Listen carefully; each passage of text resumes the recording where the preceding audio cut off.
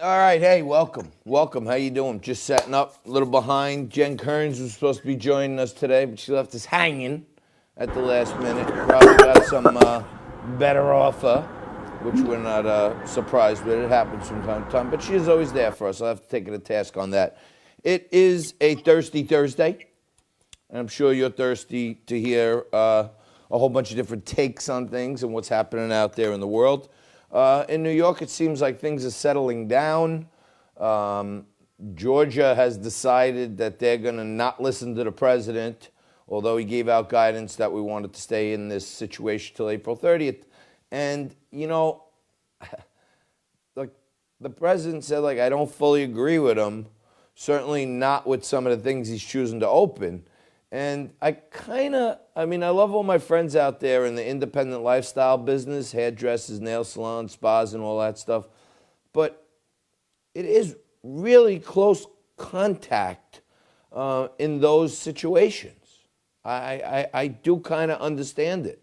And maybe I don't know how you cut someone's hair properly from not, maybe we can get some hairdressers, hairstylists, hair colorists, to talk about it. Maybe I'm wrong. I think there are other things that you can go to a workplace with a smaller workforce and spread people out, but like a tattoo guy is like leaning on you, like tattooing you, unless they have like some, probably only. As you are right now, have been very critical of President. Anyhow, I don't know. There's as I mentioned earlier, for those of you just joining us, thank you. It's Crazy Things Thursday, along with a Thirsty Thursday. The stuff that's happening around the world is absolutely, definitely, positively crazy everywhere.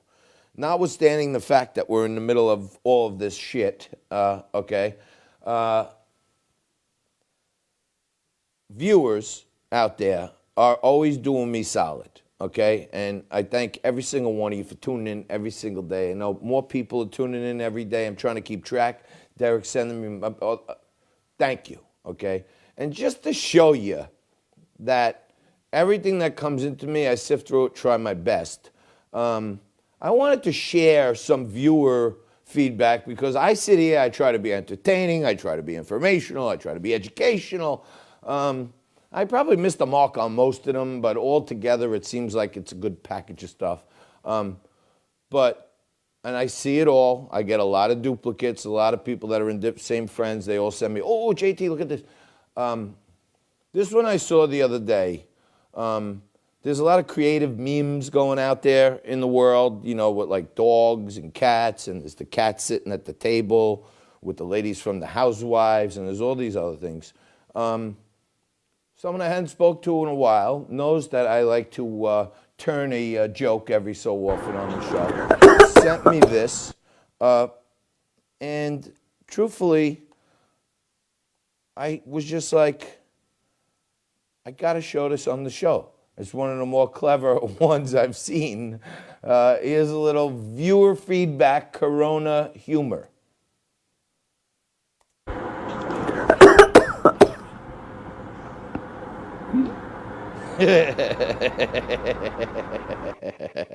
Nico, play it one more time.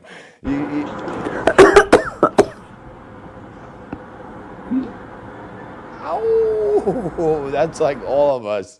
Whenever this damn thing is over, everybody's like, yeah, I'm not afraid of no corona. I'm cool with that. Blah, blah, blah, blah, blah. But if anybody's going to be walking down the street, everybody's going to have their cool designer masks on, and one person's going to cough, and everybody's going to be like, dang it. Okay. Now, I think the president said yesterday there was 184 countries affected in the ban, 184. And he does, he gets unfairly treated by the media, but also he kind of brings it on and feeds them some of this stuff on a platter. Maybe he wants them to take the bait. Who knows? But he keeps saying that we've done more tests than anyone in the world. And it sounds lofty. It sounds great. I understand the aggrandizement of statistics. And numerically, it may be right, but per capita, it's not right. And, we have all kinds of crazy stats. I'm going to break it down a little later on. They keep showing us this number, 500,000 people corona, or whatever the number is, okay? And then this other number, cases, deaths, recoveries. And recoveries like 5% of the cases. So someone, I think Jill Flipper Vitale, formerly of the Bernie and Sid show, I think she put up a post the other day on social media which said, what happened to all the other people? If they were a case and they weren't one of the dead, how come only 10% have recovered? So all the stats, the way the media wants to manipulate our minds, that's all right there for you. That's it. But now, and we got our politicians getting up there and saying all crazy things and all this other thing. But now you go around the globe to Belgium, okay? And over in Belgium, the health minister there, first of all, you got to take a look at the health minister. I don't know how this could be the picture of health, but in any event, you go over there, and this is another viewer submission, okay? Appreciate it. I'm not even this clever. The Belgian health minister gets up there and starts rattling off all the different things that are prohibited now under their stay-in-place, lockdown order, whatever they're working on, okay? And where is it? Let's see. I think we have it.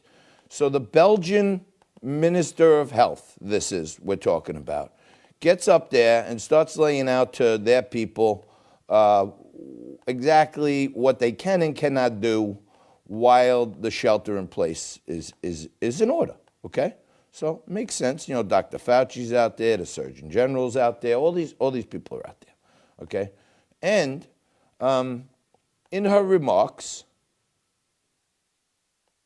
Nico, could you scroll it a little bit? Okay, here we go. So here she is, okay, this is the Belgian health minister. Okay, let's take a look. I'm sorry, I'm doing the tech while I'm talking, and Nico's helping me from afar. Okay, that's the Belgian health minister, right there, that's her. Okay, right about, no, there, okay. Not exactly the healthiest look of folk, but hey, I'm no one to judge. I'm out of shape, I'm, aging, all that. And it says right there, the Belgian health ministers put a ban on all sexual activities of 3 people or more after a coronavirus party last week turned into a 500-participant orgy and ended with 380 cases of contamination. So that's crazy enough that someone in Belgium, and I've been to Belgium, they got some good beer, but I didn't know about this stuff. And then, she goes on to be quoted, as you could see there. She says, wife swapping, threesomes, and orgies of 6, 100 or more are not permitted until the outbreak settles down. And she announced this in Parliament. So I want to talk about crazy. Forget about the whole fact that, in Belgium, that they're cutting down on all sexual activities, which sounds like a real deprivation of your birth-born rights. Threesomes and orgies of 6, 50, 100 or more are not permitted. But still, those Belgians, they're tricky. That's why that Stella beer is so good. They got something good going on in their water over there. And if you look at the words there, it does seem to be they left a little loophole, like any other government organization. It seems orgies of 4 and 5 and or are still legal. So you want to talk about crazy? Here's a country who's cracking down on the sexual activities of all, but they still, in their legislation, try to leave a little loophole for whatever wackiness is going on over in Belgium. I don't know. Anywho, crazier as it becomes, the other day we started talking about oil. I wanted to look through what we said the other day. Okay, the other day we were talking about oil. Why People were calling me. People were texting me. I was calling other people, texting other people. I don't understand it. I'm not an oil future guy. That's not been my thing, my soup du jour, you know? And I'm like, how could it be? I understand how negative interest rates work in the bank, but how could it be that it costs negative dollars to buy some oil? And I know they're contracts and they're futures, and you trade them on a cash settlement and all this other stuff, okay? I talked to some of the brightest guys I know, Bobby Schatz, my friend Chris, Joe owns a bunch of gas stations, trying to get to the bottom of it. How does something that's selling for $15, you have to pay $15, become a product that you have to pay someone else $37 to take it off your hands? That's the crazy world we're living in, okay? And so I dig deeper and deeper and deeper. I talk to all these experts, and everybody's saying, Johnny, it's a contango, it's an arbitrage, it's a future versus spot, it's a leverage situation, it's a settlement. I'm trying to break it all down. And one viewer, who you all may know, I may choose to disclose this a little later on, I may or may not choose to disclose this a little later on, sent me in what I thought to be one of the simplest understanding of how you pay for a future contract, and you must pay someone to take the future contract off your hands. Because there's this simple old premise that if you're speculating in the market, that if you buy something for $10, the worst you could do is lose your whole $10. And that's how you should go into any investment if you're smart. If you can't go into it with that in mind, you shouldn't even be going into it, because that's the outside triple black swan that everybody has to think of. But a new swan has emerged. I don't know. Maybe we call it the gray swan. I may coin it the gray swan, or the spotted swan, or something. But the spotted swan has now appeared after all this time. Maybe it's a gray spotted swan. So you got the blacks and the whites, it makes a gray, and then there's some spot. I don't know. But this is a swan we haven't seen in the terms of a risk analogy, okay? This is the spotted swan. The one even the geniuses at the insurance companies could not have hypothesized to this magnitude, okay? You paid $10 for something, you now can lose more than $10. Bizarre. That's without leverage. There's no leverage there or anything, okay? So someone sends me what I think everyone should understand. I might add here that the original sender of this is unknown, okay? Who forwarded to me, whether they wrote it or not, is still unknown, but it was the most clever analogy I heard. It was a little bit R-rated. So if you want to understand how if you bought an oil contract 60 days out for $10, and at the end of 60 days you were willing to pay someone $37 to take that off your hand, causing your total loss to be $47 when it started at a possible 10. So it's a 5x loss on your initial investment. Keep that in mind, okay? I've dumbed it down and made it a little more politically correct, but follow me on this, if you will. Why did crude oil trade at minus $37? Okay. Let's say a man or a woman, or whatever they choose to identify as, are cohabitating, okay? Two, and they're living happily as a couple in the same home, okay?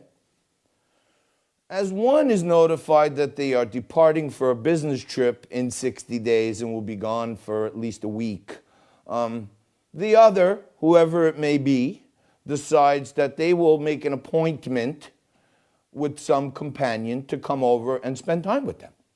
And they will pay a fee. I am paying you today for someone to keep a companionship appointment with me somewhere down the line. Lo and behold, the coronavirus comes, and the lockdown comes, and everybody's in lockdown now. So now, said holder of contract has no room at the inn. There's no possible way he can let this contract go. So he may call some other people who may be lonely or want a contract and say, hey, I paid $500 for this contract. I'll give you $400. You can give me $400, or you can give me $300, or you can give me $200. No takers. Everybody else is facing the same no vacancy policy. Okay? So there's none. And then as you get closer and closer and closer to the contracted date, the future date, this is the future that you signed up for. On this date, I want this. Okay?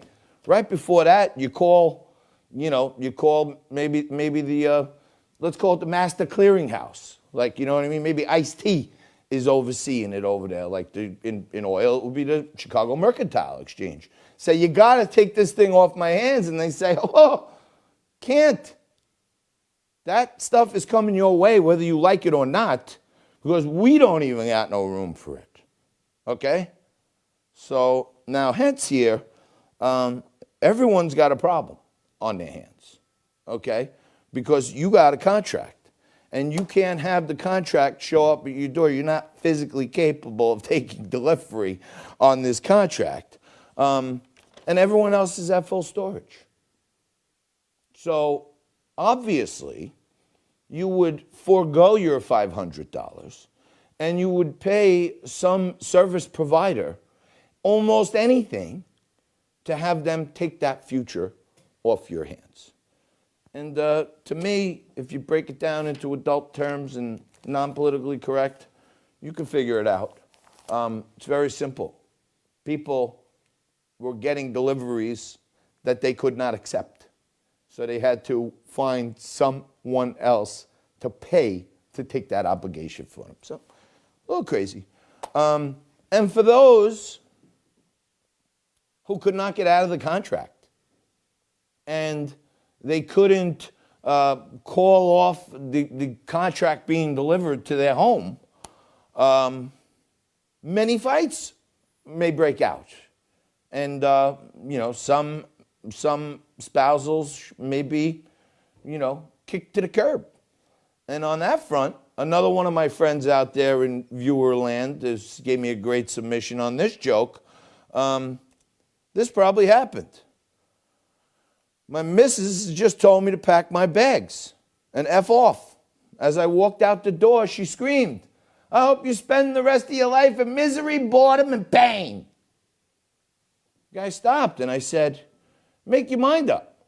1 minute you're telling me to F off, and now you want me to stay.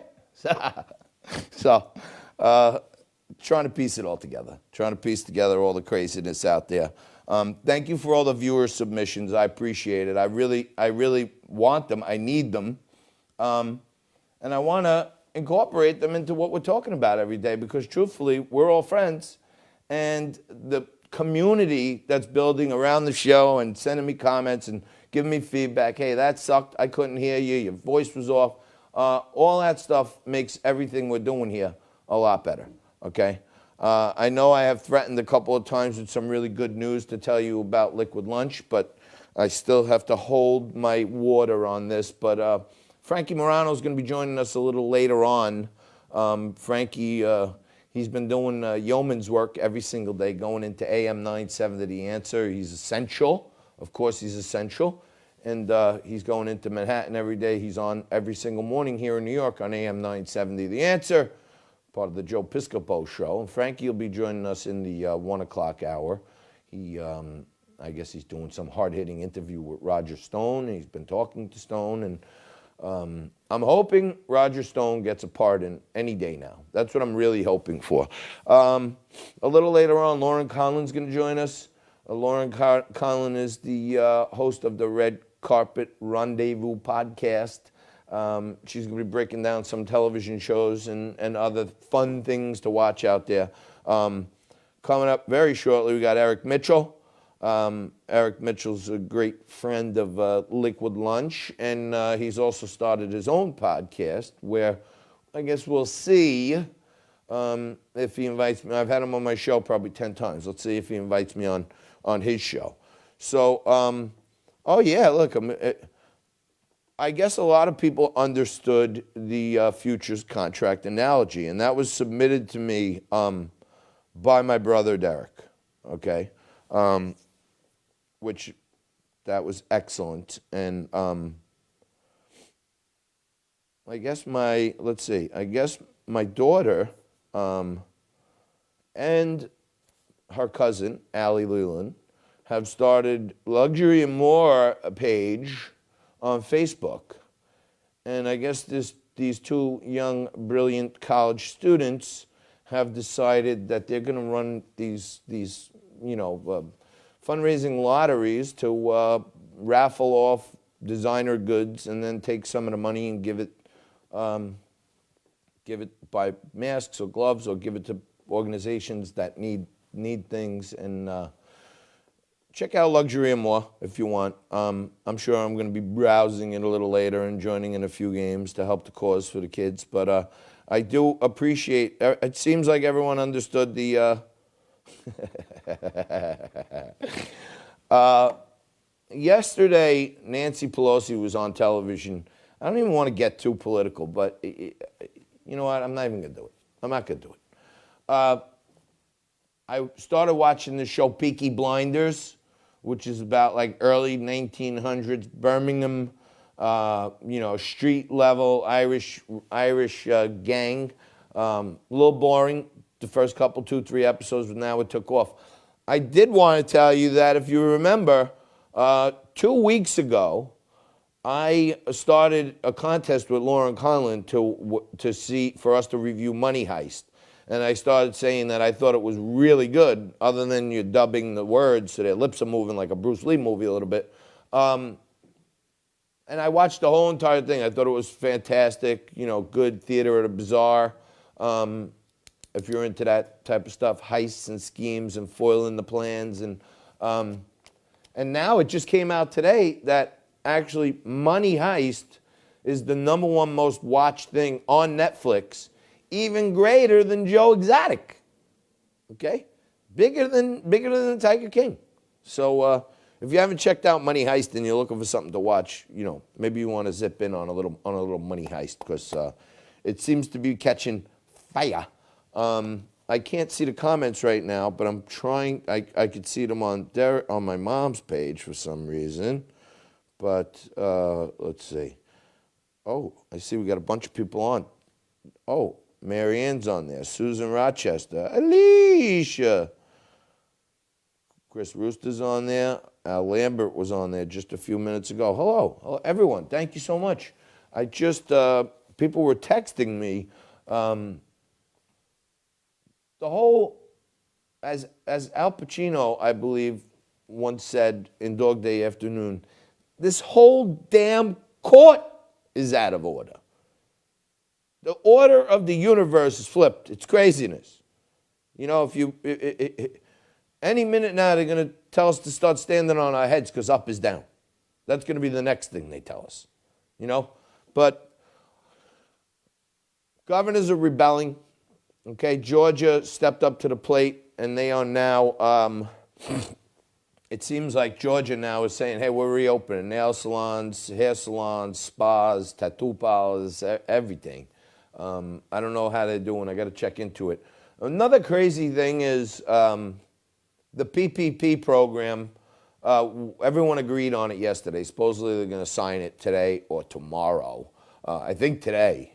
The money may be able to start flowing again tomorrow. But give it 2 weeks, it'll be out of money again. That's for sure. And I tell you, the whole process, I can tell you from experience with some companies that I advise and consult with, is that if you have all your ducks in a row, you get the paperwork in, you get a status update, you get a loan number, you get an SBA number. When it gets approved, you're going to get a set of documents, which are the actual loan documents, which are different than the application. That means for closing. If you send them back in, from what I've heard and seen with my own 2 eyes, is if you send those loan documents back in properly prepared, you literally get the money either that day or the next day. So there's no hold period, which is important. I would I would like to show you something. I played this a little earlier in the week, but yesterday Nancy Pelosi was again taking the stump on the left-wing lamestream media and talking about how Donald Trump didn't act fast enough. They have totally revised history to say that they weren't impeaching the president. She didn't rip up his notes, which talked about the threat of a pandemic. And she wasn't walking the streets of Chinatown in the month of February telling people we're fine. Come on down to Chinatown. Don't pick on our friends in the Asian community. Come have some mogu gai pan. A little lo mein. Craziest thing. Anyhow, Mom just sent me, Dom Ciccarelli's on there. Bobby Fox. Yo, Jerry Kramer. Hey, Jerry. Hi. Say hi to Bob. So, things are happening all over the place. And Nancy Pelosi, while she's beating on the president, she actually slipped in that they're going to investigate him. Okay? When this is over, at the appropriate time, we're going to investigate who knew what and when. Haven't we heard this before? We're back to the who knew what and when on the pandemic. Brett Kavanaugh, okay? Who knew what and when? Turns out there was nothing to know because there was no when, okay? The Mueller probe, we're going to get him. Everybody, Roger Stone, all these guys, they work with WikiLeaks. And never got him. Flipped. His lawyer had at least two other people thrown in jail. 3 other people were Papadopoulos. He only did a few days, but 3 other people thrown in jail. Still a couple, Flynn, Stone, facing jail. Okay? Turned out to be a big zero, a fat donut, nothing. Zilch. Zippo. Okay? What we are going to get to the bottom of with the Mueller probe is who knew what and when, and was Trump and his team colluding with Russia. Nothing. Nothing done on that one, okay? And now here we go again. Ukraine, it was on the call. It was a quid pro quo. It wasn't a quo. And then we find out that the whole Ukraine thing was a quid pro Joe. There was a quid pro Joe Biden there with his son Hunter on the board of a company while Joe was running Ukraine policy on behalf of Barack Hussein Obama. So you do the math there. Then they figure, oh, God, darn it, Joe. We can't go to quid pro quo anymore. National disaster safety, there, we didn't protect them, the troops. Obama gave the Ukrainians zero, nothing. He would not give them the anti-tank missiles to fight off Russia. But now all of a sudden they all care about Ukraine. They don't care about Ukraine. They care about protecting the treasure trove of information related to the fraud that was foisted upon America with all these different family members of high-scale U.S. politicians working for companies in Ukraine with the oligarchs. Terrible shit, okay? Terrible. But what do we know? The Senate, we have control. They did what they had to do. While every committee, the House of Representatives, Schoolhouse Rock, okay? You know, Politics 101, the House of Representatives, the People's House, they call it, in the bicameral government that we have, the House and the Senate, bicameral, right? In the House, Nancy Pelosi is the Speaker because they have the majority of members. So that means all the little committees underneath, finance, financial services, banking, security, military, veterans, all those committees are led by a chairperson appointed by Nancy Pelosi, all Democrats. Did anyone happen to mention that through the entire impeachment, while Gerald Nadler and Adam Schiff and Maxine Waters, all these people were out there holding these fact-finding committee meetings underground everywhere, did anybody ever notice that not one of these geniuses on any of these committees charged with keeping us safe said, well, Trump's not listening to this intelligence, but let me open a committee hearing on this and get some information here over here in the Intelligence Committee. So as I've said many times before, if there were intelligence briefings going back to December and January, unless the intelligence community was shirking their responsibility of sharing this with the chair people in the House, they certainly had it, but they were more focused on impeaching and removing from office a duly elected president. So, no, they were asleep at the switch across every committee in the House of Representatives that they chair. Okay? So, keep that in mind. But again, with Ukraine, they want to know who knew what, when, quid pro quo. Gone. Now, yesterday, she's talking again about, well, when this is all over, we're going to have to take a seriously deep look into what the president knew and why the president held back and why he didn't act quicker when he knew he had all this information. I used this the other day, but for those of you who weren't watching, I want you to check this out, okay? This is Chris Wallace from Sunday, and he hasn't been the biggest Trump supporter at all, okay? He's tending to go more left as late that I could see him, okay? But Chris Wallace actually took Nancy Pelosi to task on this. He did. He took her to task on this, and he said, well, you keep saying the president, didn't act fast enough, or, he has lives on his hands and all this other stuff. Let me ask you, ma'am, why did you say it was safe to go out to San Francisco's Chinatown in February? And she kind of got caught off guard because she didn't expect Chris Matthews, who's tending to go more left and left and left and left. She didn't expect him to hit her that hard. So I want you to take a look at this and then understand that yesterday she was telling the president, she was telling America that she's going to investigate why the president didn't act sooner.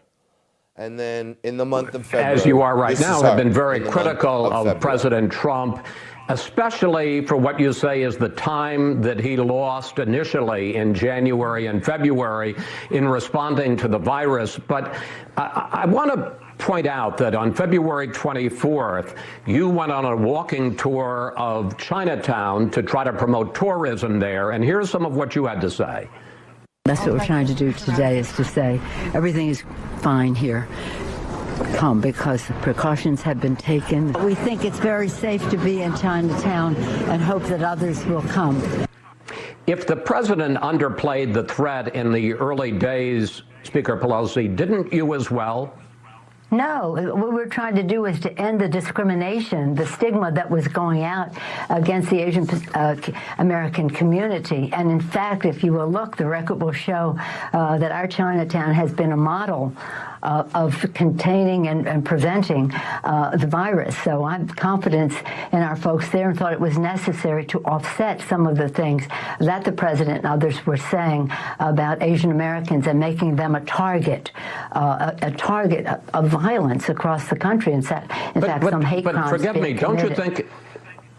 don't you think that when you're out walking without any masks, I understand this is February, not April when this happened, and saying that there's no threat, it's perfectly safe there, weren't you also adding to this perception that there wasn't such a threat generally?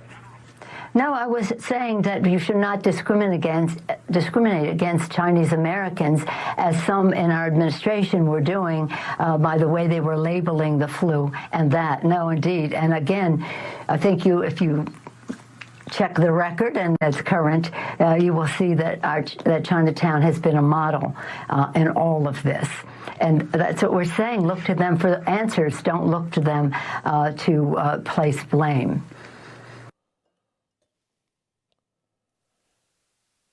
So Nancy Pelosi said, if you heard that properly, right there, I'm trying to get over some technical. You heard that? He said, so people should go to Chinatown, and she said, everything's doing fine. We should look to them for answers instead of looking to them for blame. It's the sickest thing I ever heard.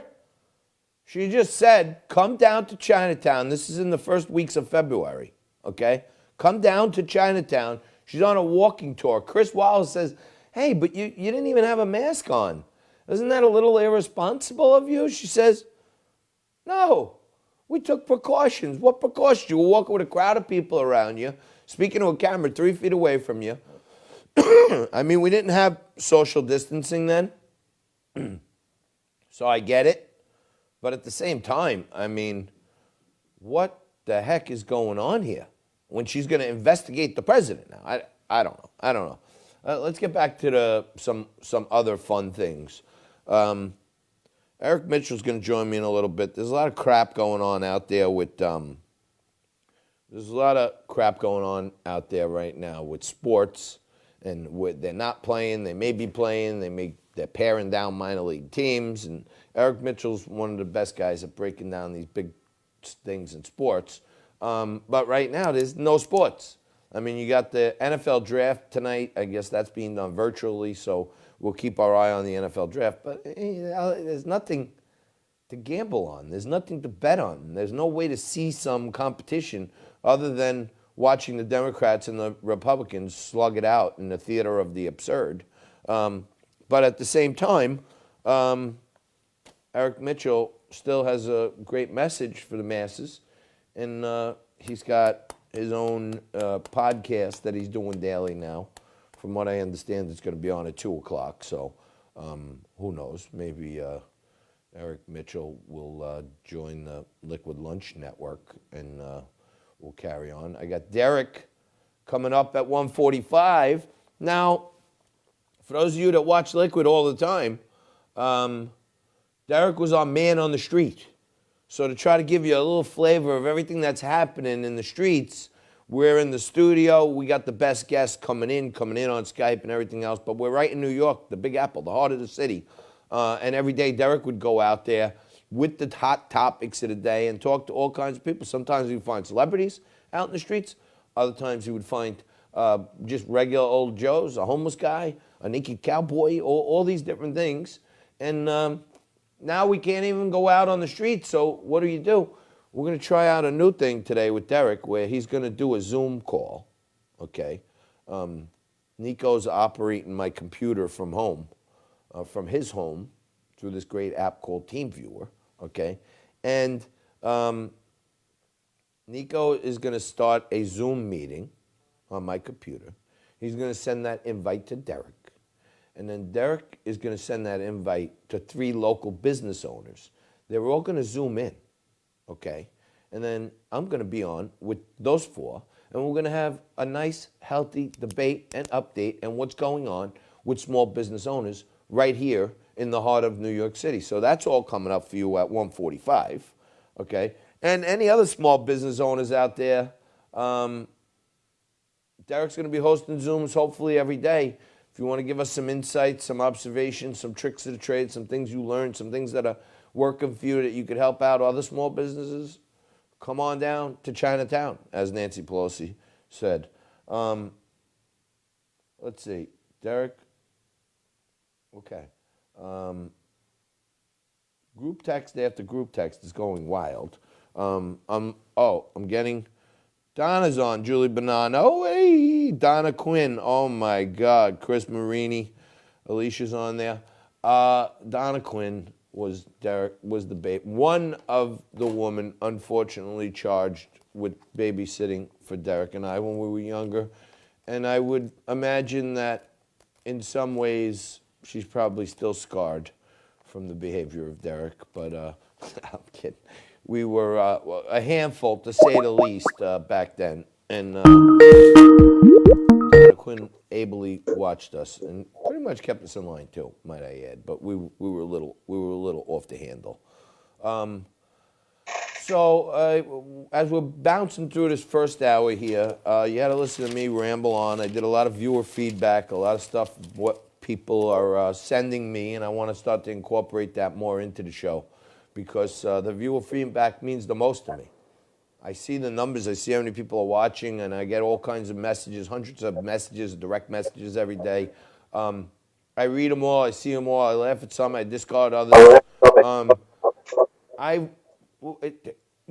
To all the haters out there, and I've talked about this many times before on Liquid Lunch.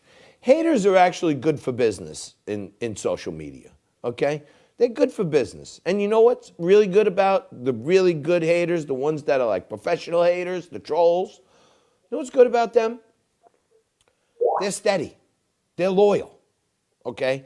They're tuning in every day because they need to feed some part of them that wants to hate something that they aren't, okay? So, even though they're haters, I even respond to my haters. I'll be honest with you and say, hey, I hear you. Sorry you feel that way. Thanks for tuning in every day. You're the bomb. Or send them the thumbs up, you know, or a smiley face with a wink or something like that. But for all the haters out there saying that I'm joking around, I'm getting some messages here and there, sprinkled in with all the great ones, because you got to have some haters, otherwise it wouldn't be a yin and a yang. You know what I mean? Then you'd be in some nirvana land where unicorns and rainbows are everywhere, and no one hates you. There's no haters. The haters, they come back every day. They're solid, okay? They try. They research you. They dig deep on you. They say the rottenest things about you. And it actually contributes to your pursuit of greatness because they expose weaknesses that you maybe forgot you had. So they're only stealing you and knowing you're confident. And if you weren't pursuing greatness, you probably wouldn't have haters, because haters want attention too. So they want to hate people who are demonstrating an effort at being great in life or trying to be great in life. So to all the haters who are saying that I'm fooling around about coronavirus deaths, never once am I fooling around about coronavirus deaths. Almost every single time I say a number on air on how many people, I say, God bless every one of them. I make a point to remind myself to say, God bless every one of them, because you know what? I may seem like it.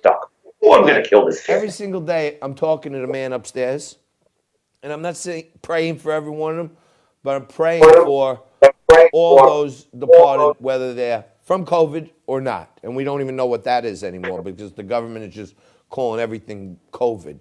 I'm not joking around about it. And many people are telling me that they tune in to Liquid Lunch for a breath of fresh air from all the other bullshit that's going on all the other channels, making them miserable and depressed. So me fooling around and ranting and raving a little bit and having the best guests on is a break. So if you don't like it, I propose to you one of the key tenets of a free market capitalist society. If you don't like it, don't watch it. It's very simple. I can only go by, I'm a libertarian. I go by, you know, the power of the people, egalitarian style of governing.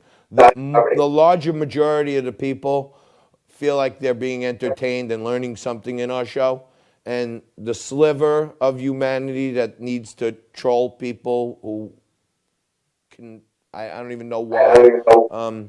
Keep trolling. Thank you for your service to us. Or don't watch. Thank you. That's my rant. Okay. Now, Eric Mitchell is going to be joining us momentarily here.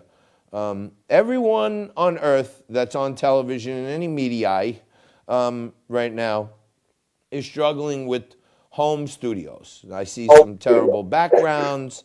I hear some terrible audio. We get some terrible lighting. And I'm not just talking about on my show. I'm talking about every show. You watch CNBC, you watch Fox, you watch MSNBC. I don't know what people are thinking when they select the background they're using. But this is part of, as I said, a crazy things Thursday. Everything's crazy now that everyone on television is basically working from home. So you figure that out.